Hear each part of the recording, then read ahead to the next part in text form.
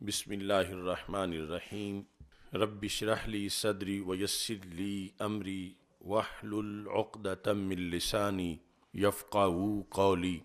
رضیت باللہ ربا وبالاسلام دینا وبمحمد صلی اللہ علیہ وسلم نبیا ورسولا۔ اللہ اکبر، اللہ اکبر، اللہ اکبر، لبیک لبیک لبیک یا رسول اللہ صلی اللہ علیہ وسلم۔ الحمد للہ رب العالمین، والصلاة والسلام علی خاتم النبیین سید الرسل و خاتم المعصومین وعلی آلہ واصحابہ اجمعین۔ اما بعد فاعوذ باللہ من الشیطان الرجیم، بسم اللہ الرحمن الرحیم۔ انا اعطیناک الکوثر، صدق اللہ العظیم وصدق رسولہ النبی الکریم الامین۔ ان اللہ وملائکتہ یصلون علی النبی یا ایہا الذین آمنوا صلوا علیہ وسلموا تسلیما۔ الصلاۃ والسلام علیک یا سیدی یا رسول اللہ وعلی آلک واصحابک یا حبیب اللہ۔ الصلاۃ والسلام علیک یا سیدی یا خاتم النبیین وعلی آلک واصحابک یا سیدی یا خاتم المعصومین۔ مولاي صل وسلم دائما ابدا على حبيبك خير الخلق كلهم منزه عن شريك في محاسنه فجوهر الحسن فيه غير منقسم محمد تاج رسل الله قاطبة محمد صادق الأقوال والكلم محمد ذكره روح لأنفسنا محمد شکرہ فرد علی الامم۔ ربی صلی وسلم دائما ابدا علی حبیبک خیر الخلق کلہم۔ خدایا بحق بنی فاطمہ کہ برقول ایماں کنی خاتمہ، اگر دعوتم رد کنی ور قبول، منو دستو دامان آل رسول صلی اللہ علیہ وسلم۔ اللہ تبارک و تعالی جل جلالہ وعم نوالہ واتم برہانہ وعظم شانہ وجل ذکرہ وعز اسمہ کی حمد و ثناء، اور حضور سرور کائنات، مفخر موجودات، زینت بزم کائنات، دستگیر جہاں، غم گسار زماں، سید سروراں، حامی بے کساں، قائد المرسلین، خاتم النبیین والمعصومین، احمد مجتبیٰ جناب محمد مصطفیٰ صلی اللہ علیہ وآلہ واصحابہ وبارک وسلم کے دربار گوہربار میں ہدیہ درود و سلام عرض کرنے کے بعد، السلام علیکم ورحمۃ اللہ وبرکاتہ۔ رب ذوالجلال کے فضل اور توفیق سے تحریک لبیک یا رسول اللہ صلی اللہ علیہ وسلم اور تحریک صراط مستقیم کے زیر اہتمام جمعۃ المبارک کے موقع پر آج ہماری گفتگو کا موضوع ہے، سرکار میں نہ لا ہے نہ حاجت اگر کی ہے۔ میری دعا ہے خالق کائنات جل جلالہ ہم سب کو قرآن و سنت کا فہم عطا فرمائے اور قرآن و سنت کے ابلاغ و تبلیغ اور اس پر عمل کرنے کی توفیق عطا فرمائے۔ خالق کائنات جل جلالہ نے سید المرسلین، خاتم النبیین، احمد مجتبیٰ جناب محمد مصطفیٰ صلی اللہ علیہ وسلم کو جس طرح سارے جہانوں کے لیے رحمت بنایا ہے، تو سارے جہانوں کو نوازنے کے لیے اتنے خزانے بھی عطا فرمائے ہیں، اور ان خزانوں سے ہمارے آقا صلی اللہ علیہ وسلم اللہ کے اذن کے ساتھ لوگوں کو نوازتے ہیں، اور یہ سلسلہ کل بھی تھا آج بھی ہے، چمک تجھ سے پاتے ہیں سب پانے والے، میرا دل بھی چمکا دے چمکانے والے۔ قرآن مجید برہان رشید میں رسول اکرم نور مجسم شفیع معظم صلی اللہ علیہ وسلم کو اللہ کی طرف سے جو کچھ عطا ہوا اس کی کثرت کو کوثر سے بیان کیا گیا۔ انا اعطیناک الکوثر، کہ اے محبوب صلی اللہ علیہ وسلم ہم نے آپ کو خیر کثیر عطا کی اور ہر خیر کی کثرت کے خزائن آپ کو عطا کیے۔ سرور کونین حضرت محمد مصطفیٰ صلی اللہ علیہ وسلم آگے جو ان خزائن کو تقسیم کرتے ہیں، وہ جو عادت مبارکہ ہے اس کی روایت حضرت مولا علی رضی اللہ تعالی عنہ فرماتے ہیں۔ موجم اوس میں حدیث نمبر 7767 ہے، اور یہ موجم اوس کی 5ویں جلد کا 407 صفحہ ہے، اور سیرت طیبہ کا یہ اہم باب ہے۔ ان علی رضی اللہ تعالی عنہ قال کان النبی صلی اللہ علیہ وسلم اذا سئل شیئا فاراد ان یفعلہ قال نعم واذا اراد الا یفعل سکت۔ حضرت مولا علی رضی اللہ تعالی عنہ کہتے ہیں کہ ہمارے آقا صلی اللہ علیہ وسلم کی یہ عادت مبارک تھی کہ جب آپ سے کسی شے کا سوال کیا جاتا تھا کہ محبوب یہ چیز مجھے عطا کر دو، تو اس کے جواب میں نبی اکرم نور مجسم شفیع معظم صلی اللہ علیہ وسلم کی دو مبارک حالتیں ہوا کرتی تھیں۔ یا تو آپ وہ چیز عطا کرنا چاہتے ہیں یا وہ چیز عطا کرنا نہیں چاہتے، یعنی یہ نہیں کہا کہ آپ کے پاس عطا کر نہیں سکتے، ایسا نہیں کہا کہ یا تو رسول اکرم صلی اللہ علیہ وسلم کا ارادہ یہ ہوتا تھا کہ میں جیسے سائل نے کہا ایسا کر دوں، یا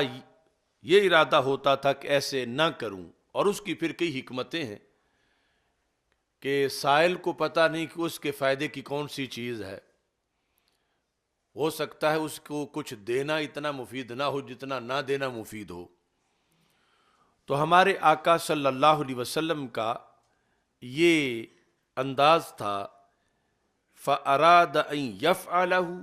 اگر وہ فعل سر انجام دینا چاہتے تھے جس کا کسی نے سوال کیا تو فرماتے تھے نعم، ہاں، اسے نعم سے جواب دے دیتے تھے۔ وَإِذَا أَرَادَ أَلَّا يَفْعَلَ، اور جب یہ ارادہ ہوتا تھا کہ جس طرح فلاں نے کہا میں اس ویسے نہیں کروں گا، آگے نہ کرنے کی کئی حکمتیں ہیں، اور بھلا اسی میں ہے جو سرکار کا فیصلہ ہے، اگرچہ وہ نہ کرنے کا فیصلہ ہو۔ تو جب رسول پاک صلی اللہ علیہ وسلم کا مقصد یہ ہوتا تھا کہ میں یہ کام جو سائل نے مجھ سے کہا میں نہیں کروں گا، تو ساکاتا وَكَانَ لَا يَقُولُ لِشَيْءٍ لَا۔ مولا علی فرماتے ہیں رضی اللہ تعالیٰ عنہ کہ سرکار نہ نہیں فرماتے تھے، چپ کر جاتے تھے، یعنی جب کرنے کا ارادہ ہوتا تھا وہاں تو نام فرماتے تھے، ہاں، اور جب نہ کرنے کا ارادہ ہوتا تھا تو ساکاتا، پھر خاموشی اختیار فرما لیتے تھے۔ وَكَانَ لَا يَقُولُ لِشَيْءٍ لَا، اور رسول اکرم صلی اللہ علیہ وسلم زبان پہ لفظ لا نہیں لاتے تھے اگرچہ وہ کام نہ کرنے کا ارادہ۔ یہ جو مولا علی رضی اللہ تعالیٰ عنہ نے سیرت کا باب بیان کیا ہے، اسی کو مجدد دین و ملت اعلی حضرت امام محمد رضا خان فاضل بریلوی رحمۃ اللہ علیہ نے اپنے شعر میں ذکر کیا کہ سرکار میں نہ لا ہے نہ حاجت اگر کی ہے، کہ نبی اکرم نور مجسم شفیع معظم صلی اللہ علیہ وسلم مانگیں گے مانگے جائیں گے، منہ مانگی پائیں گے، سرکار میں نہ لا ہے نہ حاجت اگر کی ہے، کہ یہ دوسرے لوگ ہیں کہ جن کی زبانوں پہ لا آتا ہے یا جن کی زبانوں پہ اگر آتا ہے، کہ اگر پیسے آ گئے تو میں دے دوں گا، اگر ایسا ہو گیا تو میں ایسا کر دوں گا، تو دربار رسالت کے اندر نہ لا ہے نہ حاجت اگر کی ہے، یعنی اس طرح کے خزانے رب ذوالجلال نے عطا فرمائے۔ یہ حدیث شریف مسند ابی یعلا میں بھی ہے، مستدرک للحاکم میں بھی ہے، اور بھی بہت سی کتابوں کے اندر موجود ہے۔ اس حدیث شریف میں یہ تمہید تھی، آگے بڑا اس سے بھی اہم مضمون ذکر ہے۔ اس میں یہ ہے فَأَتَاهُ آرَابِيٌّ، رسول اکرم صلی اللہ علیہ وسلم کے پاس ایک بدو آیا، فَسَأَلَهُ، اس نے آپ سے سوال کیا، فَسَكَتَ، تو رسول اکرم صلی اللہ علیہ وسلم اس کے سوال پر خاموش رہے، ثُمَّ سَأَلَهُ، اس نے پھر سوال کیا، فَسَكَتَ، رسول اکرم صلی اللہ علیہ وسلم پھر بھی خاموش رہے، ثُمَّ سَأَلَهُ، اس نے تیسری بار سوال کیا، فقال له النبی صلی اللہ علیہ وسلم کہیئۃ المنتہر، اب تیسری بار ہمارے آقا صلی اللہ علیہ وسلم نے اسے فرمایا، اور انداز یہ تھا جیسے کوئی جھڑکی دے رہا ہو، اور وہ جھڑکی کس چیز کی تھی؟ سل ما شئت یا اعرابیو، اے بدو جو بھی مانگنا ہے تو مانگ لے، یعنی پہلے خاموشی اور پھر اتنا دریائے رحمت جوش میں تھا، اور اس سے منگوانا اتنا پسند تھا کہ اسے جھڑکی دے کے فرما رہے تو مانگتا کیوں نہیں؟ سل ما شئت، تو نے جو بھی مانگنا ہے مانگ، سل ما شئت یا اعرابیو، اے بدو تو نے جو بھی مانگنا ہے مانگ۔ تو اس میں صرف مانگنے کی ہی اجازت نہیں تھی، بلکہ جو بھی وہ مانگنا چاہتا ہے اس کی اجازت تھی، اور بلکہ تقاضا تھا کہ تو مانگ کیوں نہیں رہا، تو مجھ سے مانگ لے۔ یہ مجمع اوسط کے اندر اس طرح اس کے الفاظ ہیں آغاز میں، اور جو مستدرک للحاکم ہے وہاں یہ ہیں حدیث نمبر 4142 اور جلد نمبر 3 صفحہ نمبر 452، اس میں راوی ہیں حضرت ابو موسیٰ اشعری رضی اللہ تعالیٰ عنہ، اسی حدیث کے۔ اس میں یہ ہے کہ ان رسول اللہ صلی اللہ علیہ وسلم نازل بِأَعْرَابِيٍّ فَأَكْرَمَهُ، کہ مدینہ منورہ کے پڑوس میں کسی ڈیرے پر ہمارے آقا صلی اللہ علیہ وسلم تشریف لے گئے، تو اس خادم نے سرکار کی بڑی خدمت کی، تو آپ کا دریا رحمت جوش میں آ گیا، فرمایا یا اعرابی سل حاجتک، اے اعرابی تو اپنی حاجت مجھ سے مانگ لے، یعنی سل حاجتک، اس میں کوئی قید نہیں لگائی کہ کیا مانگ، مطلقاً جس کی بھی تجھے ضرورت ہے تو وہ مجھ سے مانگ لے۔ یعنی یہاں جو آگے حدیث ہے اس کا یہ پس منظر بیان کیا گیا ہے، آگے بات جو ہے وہ مشترکہ ہے اس کے اندر۔ اور پھر البانی نے جو اکٹھا کیا ہے سلسلۃ الاحادیث الصحیحہ، یعنی یہ جو نجد کے علماء کا یہ سپیشلسٹ ہے حدیث کے بارے میں، اور اکثر جو ہمارے دلائل ہیں ان کے بارے میں یہ بلا وجہ ضعیف لکھ دیتا ہے، لیکن اس حدیث کے بارے میں اس کو اس نے صحیح حدیثوں میں شمار کیا، یعنی یہ سلسلۃ الاحادیث الصحیحہ کے اندر جلد نمبر 3 میں اول اور دوم، اس کے اندر جو ہے اس نے یہ حدیث جو ہے وہ شمار کی، اور اس کا نمبر رکھا 313۔ یہ حدیث شریف اور اس کو صحیح قرار دیا جو آگے ہم مشترکہ اس موضوع میں بیان کرنا چاہتے ہیں۔ اس کے اندر نبی اکرم صلی اللہ علیہ وسلم کے پاس ایک بدو آیا اور دوسرا کہ سرکار تشریف لے گئے، تو سرکار صلی اللہ علیہ وسلم نے فرمایا کہ آج تو ہم تیرے پاس آئے ہیں، کبھی تو بھی ہمارے پاس آنا۔ یعنی یہ تیسرا شان ورود ہے کہ تو نے ہماری بڑی خدمت کی ہے، ہم تیرے پاس آئے، تو ائتنا، تو بھی ہمارے پاس آنا مدینہ منورہ میں۔ فاتاہ الاعرابی، تو وہ آ گیا رسول پاک صلی اللہ علیہ وسلم کے فرمانے کے مطابق اگلے دن یا 2 دن بعد۔ تو جب وہ آیا تو سرکار خوش ہوئے، فرمایا سل حاجتک، تو نے جو مانگنا ہے مانگ لے۔ اب یہاں پر پھر آگے مانگنے کے لحاظ سے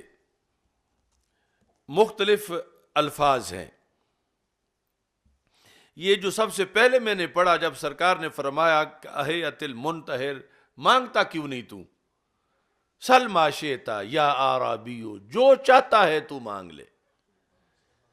جو چاہتا ہے تو مانگ لے۔ تو یہ جو صحابہ کرام رضی اللہ تعالی عنہم عادت مبارک سے واقف تھے اور روزانہ پاس رہتے تھے، آج انہیں اس بدو پہ رشک آ رہا تھا کہ اس کے لیے جو آفر ہوئی ہے کاش ہمارے لیے ہوتی، اور ہم پھر کیا مانگتے۔ کہتے ہیں فغبطناہ، ہمیں اس پہ رشک آ رہا تھا کہ اسے سرکار فرما رہے ہیں کاش کہ کبھی باری ہماری بھی آئے اور ہمیں بھی ایسے ہی فرمائے، جس طرح کہ حضرت ربیعہ کو فرمایا تھا سل ما شئتا، اب آج اس بدو کو فرمایا کہ سل ما شئتا یا اعرابیو فغبطناہ، ہمیں اس پر غبطہ رشک آ رہا تھا۔ تو پھر صحابہ کہتے ہیں فقلنا، ہم نے اپنے دلوں میں سب نے یہی سوچا کہ اس نے اب کیا مانگنا ہے۔ ہم نے سوچا الان یسأل الجنہ، اب یہ تو جنت ہی مانگے گا، چونکہ سرکار دو عالم صلی اللہ علیہ وسلم نے جب مطلقاً فرما دیا ہے تو اطلاق کا مطلب ہے کہ سب سے اونچی چیز پھر مانگ۔ یہ دنیا کی چیزیں چھوٹی چھوٹی کیا مانگنی ہے؟ یا تو یہ ہے کہ سوال میں دائرہ ہوتا تو پھر ہوتا کہ دنیا کی کوئی چیز مانگ، دولت مانگ، پیسے مانگ، بیٹے مانگ۔ تو سرکار دو عالم صلی اللہ علیہ وسلم نے مطلقاً فرمایا تو پھر ایسی چیز کہ جو دائمی ہے اور جس میں پھر سب کچھ ہے وہ مانگنی چاہیے، تو جو پیسوں سے خریدی نہیں جا سکتی۔ فقلنا الان یسأل الجنہ، ہم نے کہا اب یہ جنتی مانگے گا۔ مگر وہ درویش جو تھا، ظاہر ہے کہ وہ بھی صحابی تھے اور ان کی بھی بہت بڑی شان ہے، لیکن ان جو پاس رہنے والے تھے ان کا علم اور مبلغ علم بہت اونچا تھا اور ان کا اپنا حساب تھا۔ انہوں نے مانگتے ہوئے، یہ جو موجم اوسط کی حدیث ہے، انہوں نے کہا اسألک راحلہ، میں تو ایک سواری مانگتا ہوں۔ فقال لہ النبی صلی اللہ علیہ وسلم لک ذاک، چلو سواری میں نے دے دی تجھے، سواری تمہاری ہو گئی، یعنی اونٹنی تم نے مانگی، میں نے اونٹنی دے دی۔ ثم قال سل، فرمایا اور بھی کچھ مانگ۔ انہوں نے کہا اسألک زادہ، پھر اونٹنی پر جو کچھ لادا جا سکے وہ دے دو، یعنی یہ مال اتنا مانگ لیا۔ قال ولک ذاک، فرمایا اتنا یہ بھی میں نے تمہیں دیا، اونٹنی بھی دے دی اور اونٹنی پہ لادنے کے لیے مال و متاع بھی دے دیا۔ تو صحابہ کہتے ہیں فتعجبنا من ذالک، ہمیں تعجب تھا کہ یہ سادہ کتنی تھوڑی چیزیں مانگ رہا ہے، یعنی جب رسول پاک صلی اللہ علیہ وسلم نے علی الاطلاق فرما دیا، اور اس سے یہ بھی پتہ چلتا ہے کہ جو بعد میں صدیوں بعد شارحین نے جب اصول اور ضابطے بنے اور جو کچھ لکھا کہ ایک مطلق ہوتا ہے، ایک مقید ہوتا ہے اور مطلق پہ علی سبیل الاطلاق عمل کیا جاتا ہے، اور جب قائل نے کوئی حد نہ لگائی ہو تو پھر اپنی طرف سے نہیں لگائی جا سکتی۔ تو یہ چیزیں اس وقت بھی صحابہ سمجھ رہے تھے کہ جو اہل زبان تھے اور رسول پاک صلی اللہ علیہ وسلم سے جو عادت مبارک کو جانتے تھے، پاس بیٹھنے والے، وہ سمجھ رہے تھے کہ یہ بندہ جو ہے یہ حق نہیں ادا کر رہا مانگنے کا، یعنی یہ چھوٹی چھوٹی چیزیں مانگ رہا ہے، جب سرکار دو عالم صلی اللہ علیہ وسلم نے مطلقاً فرمایا جو چاہو مانگ لو، تو اسے پھر بڑی چیز مانگنی چاہیے تھی۔ تو جس وقت اسے چانس دینے کے باوجود بھی اس نے اور کچھ نہ مانگا، ایک اس نے سواری مانگی، پھر زاد راہ مانگا، تو رسول اکرم صلی اللہ علیہ وسلم خود بول پڑے،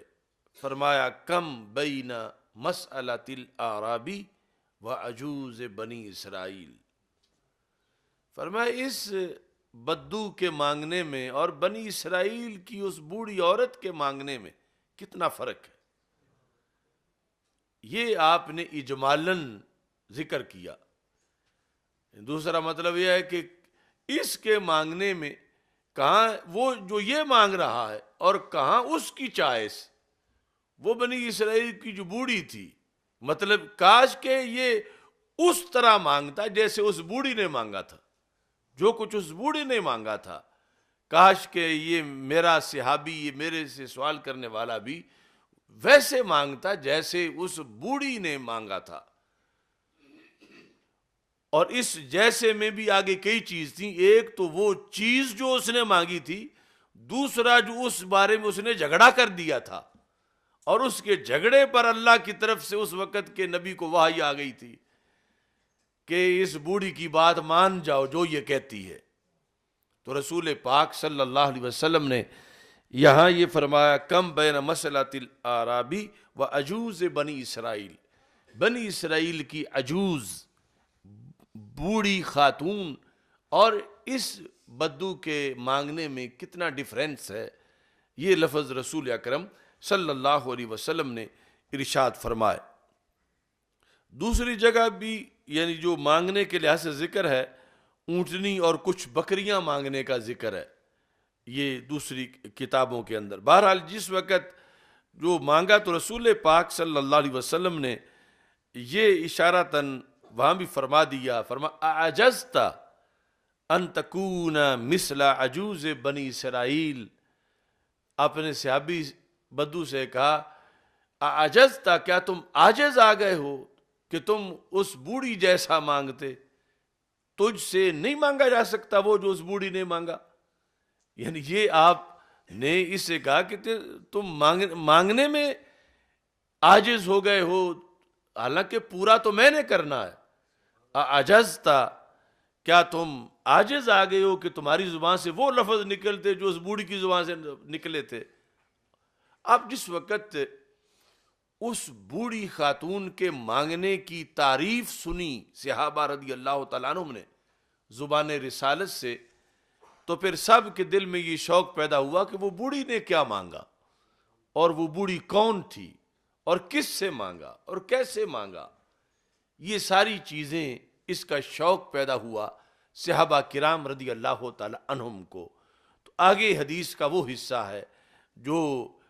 مشترکہ ہے، خواہ وہ حضرت ابو ذر غفاری رضی اللہ تعالیٰ عنہ، حضرت ابو موسیٰ اشعری رضی اللہ تعالیٰ عنہ روایت کرتے ہیں، یا حضرت مولا علی رضی اللہ تعالیٰ عنہ روایت کرتے ہیں، وہ ان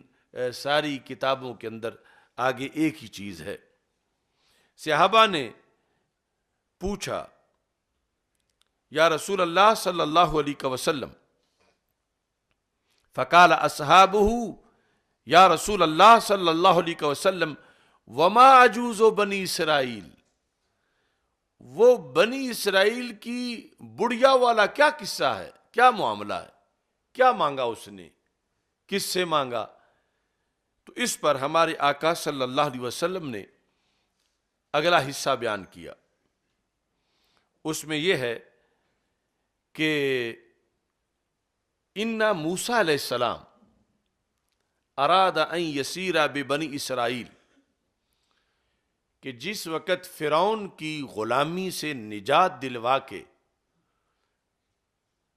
بنی اسرائیل کو حضرت موسیٰ علیہ السلام ان کو لے کے چلے، اور بڑی مشکل سے یہ نجات ملی تھی، لیکن رات جب ان کو لے کے چلے سب کو، فَأَضَلَّ عَنِ الطَّرِيقِ، تو رستہ بھول گئے کہ کدھر سے لے کے یہاں فرعون کے ایریے سے ان کو نکلا جائے۔ دوسری حدیث میں ہے لما امر ان یقطع البحر فانطلق الیہ، کہ جب اللہ تعالیٰ نے فرمایا کہ تم اس سمندر کو پار کرو تمہارے لیے رستہ بن جائے گا، فضربت وجوہ الدواب فراجات، وہ جو جانور جن پہ یہ سوار تھے ان کو جب آگے داخل ہونے کے لیے قریب کیا گیا تو سارے پلٹ کے پیچھے ہٹ گئے، کوئی بھی جانور آگے داخل ہونے کو تیار نہیں تھا، یعنی جن سواریوں پہ یہ سوار تھے اور نکلنا چاہتے تھے فرعون کے ایریے سے دور۔ تو ایسے میں فقال له علماء بنی اسرائیل، یعنی یہ سب کچھ حدیث کا حصہ ہے، حضرت موسیٰ علیہ السلام سے بنی اسرائیل کے علماء نے یہ کہا، نحن نحدثک ان یوسف اخذ علینا مواثیق اللہ،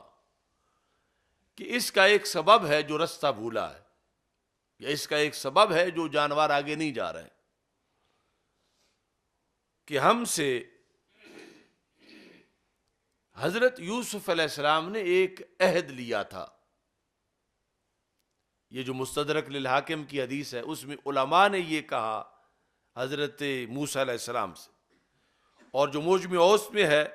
اس میں یہ ہے کہ جب کوئی جانور بھی آگے داخل نہیں ہو رہا تھا تو موسیٰ علیہ السلام نے رب سے یہ کہا، مالی یا رب، یہ کیا ہے یا اللہ، کوئی بھی آگے نہیں جا سکا، مسئلہ کیا ہے؟ تو رب ذوالجلال نے آگے سے یہ وجہ بتائی۔ وجہ کیا ہے؟ کہ عند قبر یوسف فاحتمل عظامہ معک، کہ تم اس سرزمین کو چھوڑ کے جا رہے ہو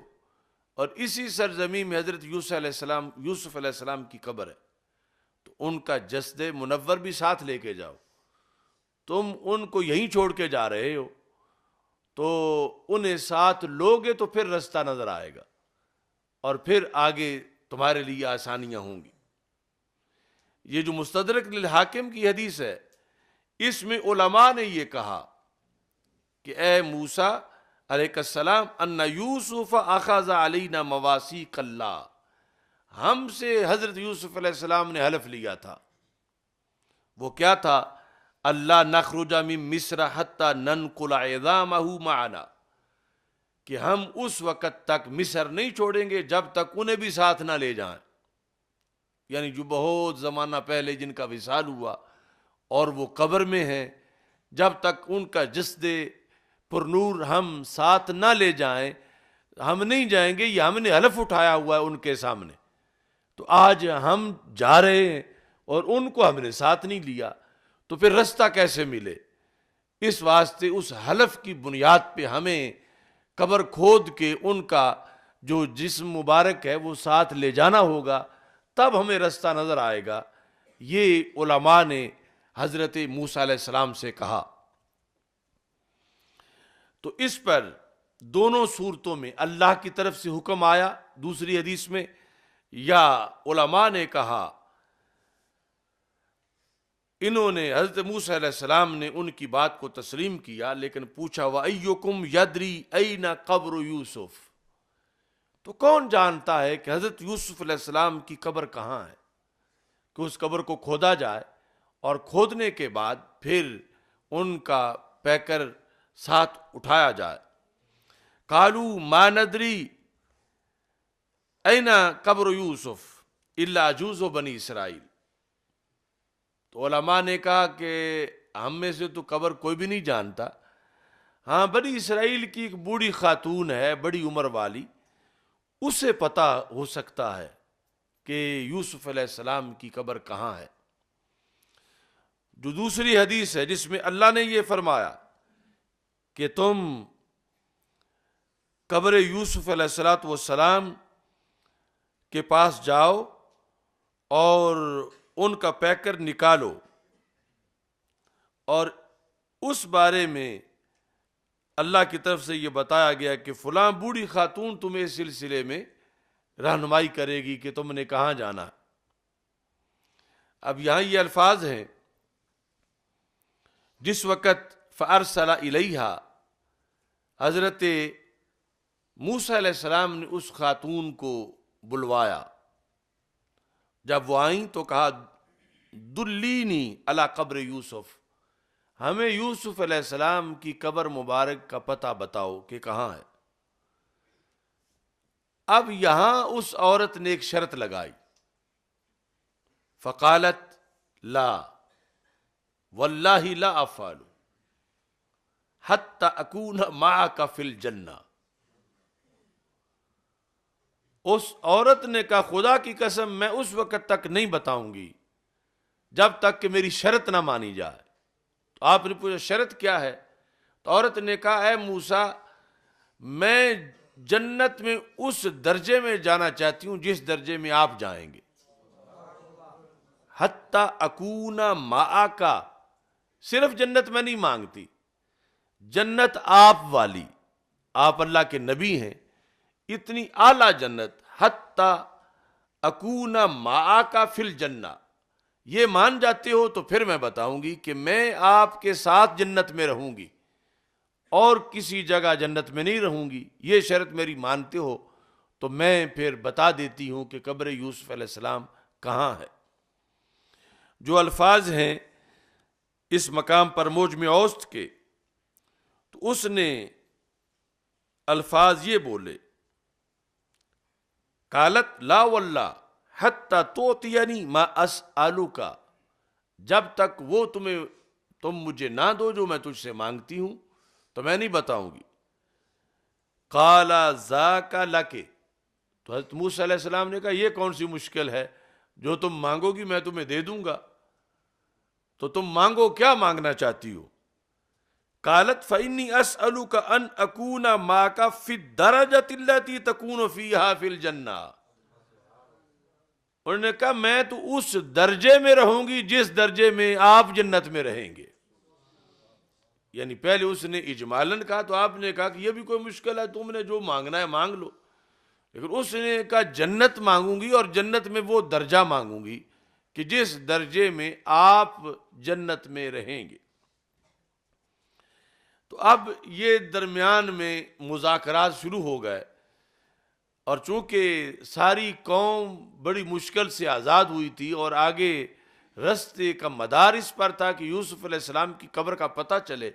اور یوسف علیہ السلام کی قبر کا پتہ اس سے تھا، اور اس نے ڈیمانڈ جنت کی نہیں کی، جنت میں پھر آگے یہ ہے کہ نبیوں کا تو ایریا ہی جدا ہے، اور پھر یہ کہتی ہے میں نے اسی درجے میں جانا ہے جس میں آپ نے ہونا ہے، درجہ میرا وہی ہو، اس درجے میں میں جانا چاہتی ہوں۔ تو اس کے جواب میں حضرت موسیٰ علیہ السلام نے کیا کہا، سلیل جنت، تو جنت مانگ لے، درجہ نہ مانگ۔ یعنی اتنا تو پہلی بار ہی مان گئے حضرت موسیٰ علیہ السلام کہ جنت میں دے دیتا ہوں، جنت کا معاہدہ کر لیتا ہوں کہ تجھے جنت ملے گی، لیکن یہ درجے والی بات جو ہے یہ درجہ رب نے نبیوں کا رکھا ہے، غیر نبی کو اس درجے میں جگہ کیسے ملے؟ تو درجہ نہ مانگو، جنت مانگ لو۔ قالت لا واللہ ان اکون معک، تو کہا خدا کی قسم میں تو اس کے بغیر نہیں بتاؤں گی، جنت میں آپ والے درجے میں آپ کے ساتھ اگر میں جاؤں گی تو پھر میں بتاؤں گی۔ یہ ہے وہ بنی اسرائیل والی بوڑھی جو سرکار دو عالم صلی اللہ علیہ وسلم نے فرمایا کہ کتنا ذوق کا فرق ہے اس عربی کا اور اس بوڑھی کا۔ اس نے اونٹنی مانگی ہے، اونٹنی کا سامان مانگا ہے یا بکریاں مانگی ہیں، اور اس نے جنت بھی وہ مانگی جو نبی کے ساتھ والی جنت ہے،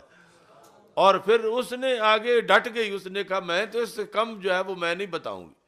یہ میری شرط مانی گئی تو پھر میں بتاتی ہوں۔ حضرت موسیٰ علیہ السلام جب اسے راضی کر رہے تھے کہ نہیں صرف جنت پہ مان جاؤ، صرف جنت پہ، فجعل موسیٰ یرادها، یعنی بار بار مذاکرہ کلام ہو رہا تھا، وہ بولتی تھی تو آپ چپ کرتے تھے، آپ بولتے تھے تو وہ سنتی تھی، اس طرح جانبین سے گفتگو ہو رہی تھی، اور تکرار یہی تھا۔ حضرت موسیٰ علیہ السلام جنت کا کہہ رہے تھے جنت مل جائے گی، وہ کہہ رہے تھے نہیں جنت نہیں، آپ والی جنت، آپ کے درجے میں جنت، میں پھر بتاؤں گی۔ فَأَوْحَى اللَّهُ تَبَارَكَ وَتَعَالَى إِلَيْهِ، اللہ نے پھر وحی کی، اللہ نے وحی کی حضرت موسیٰ علیہ السلام کو۔ کیا وحی تھی؟ ان اعطها ذالک، میرے کلیم مان جاؤ، یہ جو شرط لگا رہی ہے نا جنت کے ساتھ آگے درجے والی، یہ بھی مان جاؤ۔ ان اعطها ذالک، اسے یہ دے دو، یہ جو کہتی ہے کہ جنت والی شرط مانو اور ساتھ یہ کہ درجہ بھی وہی ہو، میرے کلیم اس کو یہ دے دو چیز، اپنے ساتھ جنت میں جگہ دے دو۔ کیوں؟ فَإِنَّهُ لَا يُنْقِصُكَ شَيْئًا، کلیم آپ کے خزانوں میں کیا کمی آئے گی؟ فَإِنَّهُ لَا يُنْقِصُكَ شَيْئًا، آپ کے خزانوں میں کیا کمی ہے؟ آپ کے جو جنت ہے اس میں اگر یہ بھی رہے گی تو آپ کو کیا کمی آئے گی اس میں؟ تو آپ مان جاؤ اس کی بات کو۔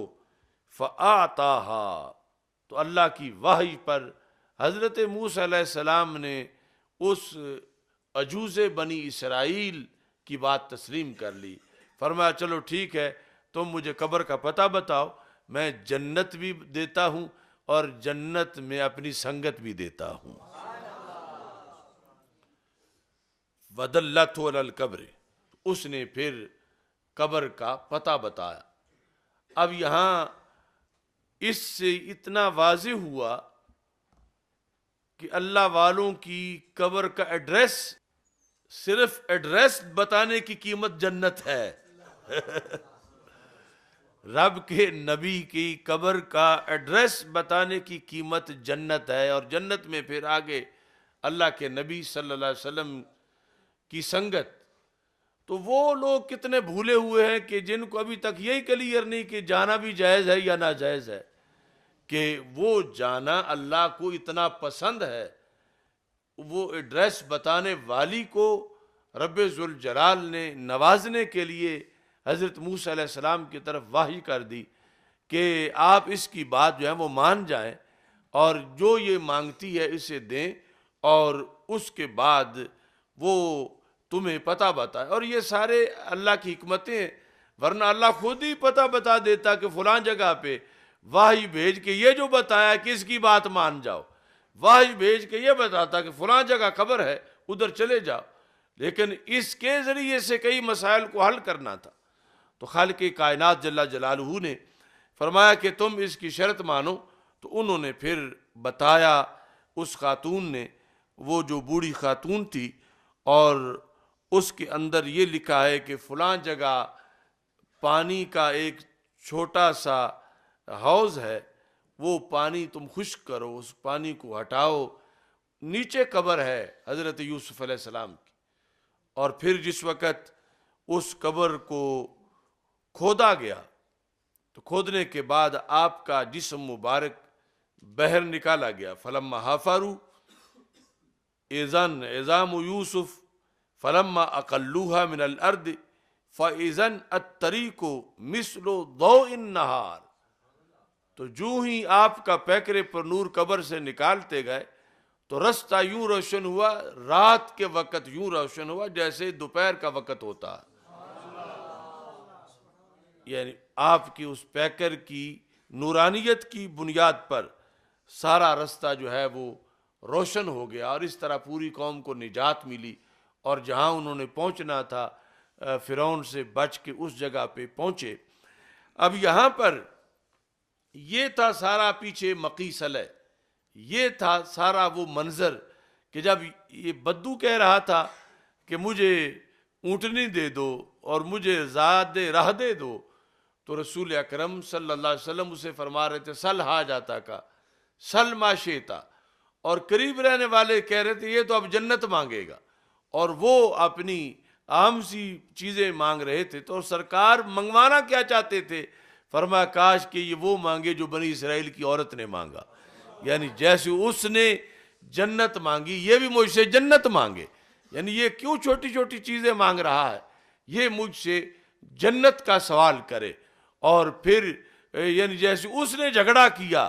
یہ بھی میرے ساتھ جھگڑا کرے، اور اگر اس کے لیے یہ اختیارات دیے گئے کہ مان جاؤ کلیم، جو یہ کہہ رہی ہے مان جاؤ، تو یقیناً میں بھی اس کی مان جاتا، یہ جو مجھ سے تقاضا کرتا۔ تو اس انداز میں نبی اکرم نور مجسم شفیع معظم صلی اللہ علیہ وسلم نے جو اس وقت کے معتقدات کو بیان کیا، تو اللہ کا فضل ہے یہ ساری چیزیں مسلک اہل سنت میں پوری ہوتی نظر آتی ہیں۔ یعنی آج کا سنی مزاج فقیر دربار رسالت میں پہنچ جائے اور اسے اجازت مل جائے سل ما شئتا، تو یہ پھر وہی مانگے گا جو مزاج صحابہ تھا، جو پاس رہنے والوں کا تھا، اور اس کا عقیدہ یہ افورڈ کرے گا کہ یہ سرکار جنت بھی دے سکتے ہیں، اور جنت دینا ان کے لیے کوئی کام نہیں ہے۔ اور دوسری طرف معاذ اللہ وہ لوگ ہیں جو یہ کہتے ہیں کہ انہیں تو اپنا پتہ نہیں میں کدھر جاؤں گا معاذ اللہ، یا جنت ان کے بس میں کس طرح ہے۔ تو جو عقائد اہل سنت و جماعت کے ہیں یہ وہی ہیں کہ جن پر سرکار دو عالم صلی اللہ علیہ وسلم خوش تھے، اور جس کی بنیاد پر نبی اکرم نور مجسم شفیع معظم صلی اللہ علیہ وسلم تمام جو معتقدات ہیں وہ اپنی امت کو سمجھا رہے تھے۔ یہاں پر چند الفاظ مزید قابل غور ہیں، اور وہ بھی عقیدہ حیات النبی صلی اللہ علیہ وسلم سے تعلق رکھتے ہیں۔ اس میں یہ ہے کہ لفظ آیا ہے اس حدیث میں سارے نسخوں کے اندر عظام و یوسف، عظام عظم کی جمع ہے ضا کے ساتھ، عظام کہتا ہے ہڈیوں کو، عظام و یوسف یہ دو بار آیا، کہ پہلے یہ ہے کہ انہوں نے حلف لیا تھا کہ جب تم نے جانا ہے تو میری عظام کو بھی ساتھ لے کے جانا ہے، اور دوسرا جب نکالا تو وہاں بھی لفظ عظام یوسف، تو عام ترجمہ یہ بنے گا کہ تم نے جب جانا ہے یہاں سے تو میرے تدفین کو پتہ نہیں کتنے سال گزر چکے ہوں گے، میری ہڈیوں کو ساتھ لے کے جانا ہے، اور پھر نکالا تو ہڈیاں نکلیں۔ تو جب ہڈیوں کا ذکر یوں آیا تو اس پر خود البانی نے بھی سوال کیا، یہ ناصر الدین البانی جو ہے اس نے بھی یہ سوال کیا کہ حدیث میں تو یہ ہے کہ انبیاء کے جسم سلامت رہتے ہیں، تو جب انبیاء کے جسم سلامت ہوں تو صرف ہڈیوں کا ذکر کیوں کیا جا رہا؟ کہ انہوں نے کہا میری ہڈیاں ساتھ لے جانا، اور جب تم جاؤ تو ہڈیاں ساتھ لے جانا، اور پھر یہ بھی ہے کہ نکلی تو ہڈیاں نکلیں، جبکہ اس سلسلہ میں حدیث صحیح سے یہ ثابت ہے، حدیث صحیح سے یہ ثابت ہے کہ انبیاء کرام علیہ السلام جو ہیں ان کے پیکر کو مٹی کھا ہی نہیں سکتی۔ یہ جو ناصر الدین البانی کی مجلد اول ہے اور قسم ثانی ہے، اس میں صفحہ نمبر 623 پر اس نے اپنے اس اعتراض کا ذکر کیا، اور یہ جتنا طبقہ ہے دیوبند کا، نجد کا، وہابیت کا، سب کے یہ بہت بڑا تازیانہ ہے، اور بالخصوص یہ جو مماتی گروپ بنا ہوا ہے ان کے لحاظ سے۔ یہاں اس نے لکھا ہے کن تو میں، یعنی اپنا ماضی کو ذکر کرتے ہوئے کہ کئی سالوں سے مدت سے مجھے اس سلسلے میں ایک اشکال تھا، قدیماً اس حدیث میں عظام یوسف کے لحاظ سے، لأنه يتعارض بظاہری مع الحدیث الصحیح، کیونکہ یہ جو اس کے ظاہری لفظ ہیں وہ حدیث صحیح سے متعارض ہیں۔ ظاہری لفظ ہیں کہ مطلب یہ ہے کہ صرف ہڈیاں بچی ہوئی تھیں، تو یہ تو حدیث صحیح سے متعارض ہے۔ وہ حدیث صحیح جو ہے وہ کیا ہے؟ اب یہ مماتی ٹولہ اس کا منکر ہے اور ادھر امام ان کو مانتے ہیں، تو یہ جو جلد ہے مجلد ثانی، اس میں اس حدیث صحیح کا اس نے ذکر کیا ہے۔ یہ نمبر اس کا ہے 621۔ کیا ہے حدیث؟ الانبیاء صلوات اللہ علیہم احیاء فی قبورہم یصلون، یعنی یہ جو سلسلۃ الاحادیث الصحیحہ ہے ناصر الدین البانی کا، کہ ساری صحیح حدیثیں جو اس کے نزدیک بھی صحیح ہیں، جو کہ بہت سی ویسے صحیح ہیں اس نے ضعیف بنائی ہوئی ہیں، تو یہ اس نے بھی صحیح قرار دی ہے۔ کیا؟ الانبیاء احیاء، سارے نبی زندہ ہیں۔ کہاں؟ فی قبورہم، اپنی قبروں میں۔ اپنی قبروں میں سارے انبیاء علیہم السلام زندہ ہیں، یصلون، درحال کہ وہ نماز بھی پڑھتے ہیں۔ یعنی اس حدیث کو ناصر الدین البانی نے 621 نمبر پر صحیح حدیث قرار دیا، اور پھر اس کو سامنے رکھ کے اس نے دوسری صحیح حدیث کے لفظ پر اعتراض کیا کہ اس کے لفظ کے ظاہر اگر مان لیا جائے ہڈیاں، تو پھر اس صحیح حدیث کا کے ساتھ تعارض لازم آتا ہے۔ یہاں تو یہ ہے کہ ان کا پیکر پورا سلامت رہتا ہے اور وہ زندہ ہیں، اور ادھر یہ ہے کہ صرف ہڈیاں بچی۔ ہڈیاں تو یعنی عام بندہ بھی جو ہے اس کی ہڈیاں پیچھے رہ جاتی ہیں، تو جب نبیوں کے تو پیکر سلامت رہتے ہیں اور وہ زندہ بھی ہیں۔ کہتے ہیں ناصر الدین البانی، یہ مجھے کافی دیر سے اشکال تھا اس حضرت یوسف علیہ السلام والی حدیث کے ظاہری لفظوں کے ساتھ، جب کہ دوسری طرف حدیث صحیح میرے سامنے موجود تھی۔ بالآخر اللہ نے میرا یہ اشکال حل کر دیا، اور اس حل کا پھر اس نے تذکرہ کیا اسی سلسلہ صحیحہ کے اندر۔ سلسلہ صحیحہ میں حل کا جو ذکر کیا وہ بڑا اہم ہے، کہ سنن ابی داؤد میں ایک حدیث ہے، اس سے حل نکلا، سنن ابی داؤد، اور یہ اس کو کہتے ہیں توافق، یعنی یہ جو کچھ ناصر الدین البانی نے لکھا ہے اعتراض اور اس کا جواب۔ ابھی یہ کتاب میں نے اس والی نہیں خریدی تھی، تو خود میرے ذہن میں بھی وہ سوال تھا، لیکن ہم نے اپنے دورہ حدیث والی کلاسوں کے اندر کئی بار پھر اس کا اپنے طور پر یہ جواب دیا ہوا تھا، جو جواب ناصر الدین البانی نے بھی اپنی اس سلسلہ صحیحہ میں لکھا۔ وہ یہ ہے کہ جس وقت رسول اکرم صلی اللہ علیہ وسلم نے ممبر کا حکم دیا تھا، ممبر بنایا جائے مسجد نبی شریف میں، اس میں جو بخاری کی حدیث ہے اس میں یہ ہے کہ رسول اکرم صلی اللہ علیہ وسلم نے فرمایا کہ اب مجمع زیادہ ہو گیا ہے، تو لوگوں کا یہ تقاضا ہے کہ میں ممبر پہ بیٹھوں اور دور سے وہ مجھے دیکھ سکیں۔ تو پھر ایک انصاری بوڑھی خاتون تھی، اس کا بیٹا ممبر بناتا تھا، تو اس نے لیا اپنے ذمے اور پھر اس نے وہ ممبر بنایا اور وہ لایا گیا۔ یہ سارا تذکرہ ہے۔ دوسری حدیث جو سنن ابی داؤد کی ہے اس میں یہ ہے کہ جب رسول اکرم صلی اللہ علیہ وسلم کے پیکر پرنور میں کچھ بڑھاپا آیا اور جسیم ہوئے، تو پھر چاہا کہ میرے لیے ممبر بنایا جائے۔ وہاں پر لفظ ہیں، حضرت تمیم داری نے رسول اکرم صلی اللہ علیہ وسلم کے سامنے یہ پیشکش کی، لفظ کیا ہے؟ الا اتخذ لک ممبرا یا رسول اللہ صلی اللہ علیہ وسلم یحمل عظامک، کیا ہم آپ کے لیے ممبر نہ بنائیں کہ جو آپ کے پیکرے پر نور کو اٹھا کے رکھے، یحمل عظاما کا. تو ہمارے